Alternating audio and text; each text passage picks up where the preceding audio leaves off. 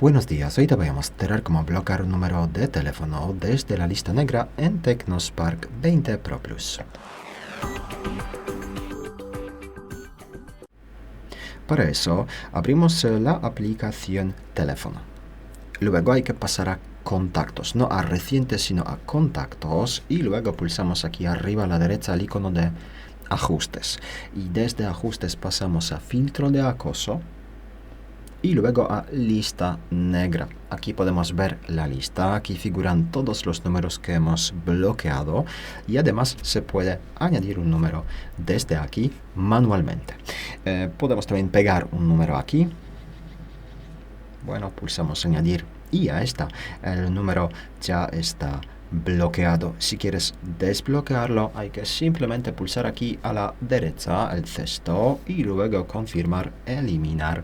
Y ya es todo, el número ya está desbloqueado. Muchas gracias por ver el vídeo, te invito a comentar abajo, suscribirte al canal. Hasta luego.